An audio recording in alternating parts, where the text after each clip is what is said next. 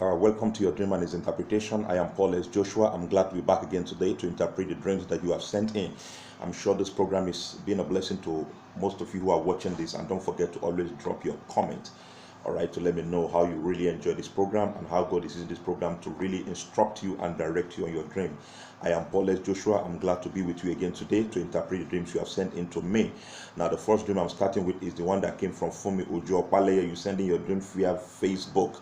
And you say, "Good day, sir. I always have this dream about setting out for a journey, but I've not always gotten to my destination. I've had this dream for more than 50 times. Wow, that's serious for me. And then more than 50 times, and I wake up at the same time I see my destination. Most time I miss my way and start wandering up and down. Please, sir, what does this mean?" Well, for me, lie, right? Ojo Opaleye, I want to say to you here, you have to seriously pray against the spirit of confusion. This is a clear indication that your life is a kind of surrounded with controversies and confusion. You are confused, and that is the reason why you find it difficult to arrive at your destination. That's the spirit of frivolity, the spirit of rigmaroing. You have to pray against that. Every power that makes you to wander about aimlessly, God should frustrate that spirit. This is also what is called the spirit of fugitive, spirit of vagabond, that is aiming at no direction. Okay, you must seriously break that yoke upon your life. As long as you keep having this dream, it's going to be very difficult for you to have any tangible achievement. That's why you said you have this dream, just like you said, for over 50 times. So it's a very serious issue that you really need God intervention. I think with prayer, all things are possible. You need to pray and now stay focused. Your life needs to be very focused to say, okay, this is one thing I want to do with my life, and I empty my energy on it. And I'm sure with that, you can triumph over that frivolities, okay, that power that really make you to wander aimlessly, that need to be dealt with. It's like somebody under a curse, but I believe God's power will break that yoke upon you in Jesus' name. Your life will not be frivolous. Your life will not be aimless. You will achieve something tangible with your life in Jesus' name. That's your dream for me. Number two, your dream came. This dream came from Ekoko Bay, something divine. You said, "I was in the middle of a mud. Later, my kid wanted to come, but I stopped her. Later, I saw myself in a tall, big, high tree, looking down, with much fear. Then later, a man came, uprooted the tree, and took me where the wife was, and she helped me out of the tree." Please, what could this mean? All right, it could be divine. To find yourself in the middle of mud and your kid trying to come there and you stop her.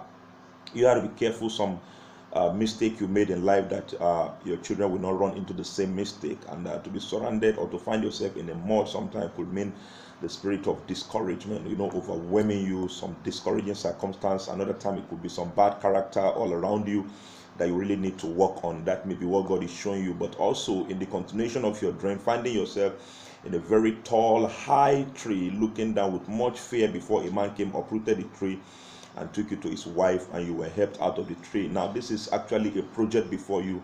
You are really worried about, you are scared. There is something big ahead of you. There's a project that has really taken over your mind, and you are really confused. How will I get this project done? You are worried, you are scared, you are so disturbed.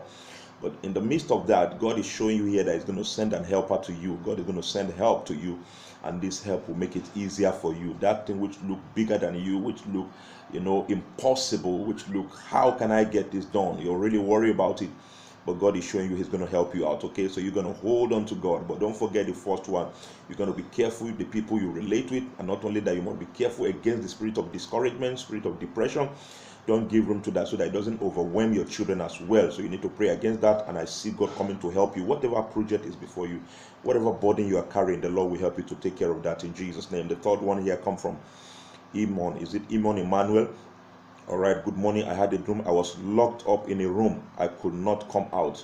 God bless you. Well, to find yourself locked up in a room, that's actually the spirit of total stagnation, spirit of stagnation.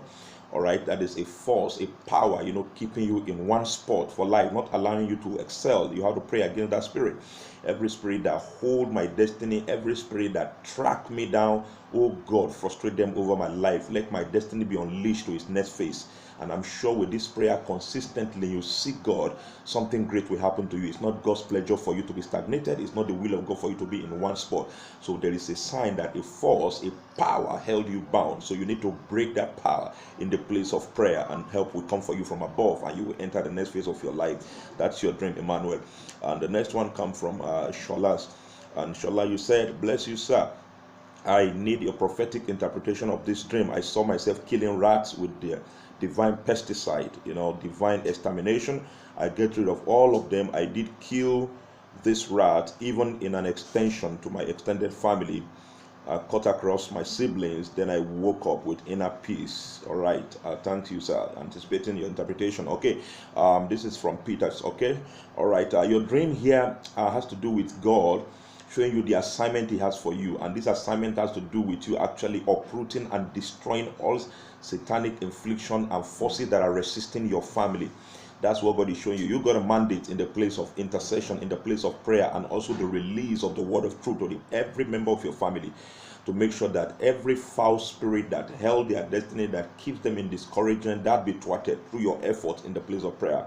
The pesticide in your hand, I see it as the power of intercession, which is able to destroy every satanic enterprise against your family. And that's what God is showing you. And this prayer is going to extend to every member of your family, not only direct family, but also to your extended family. It is an assignment you are having, and God is counting on you for the restoration of your family from the monstrous grip of the wicked.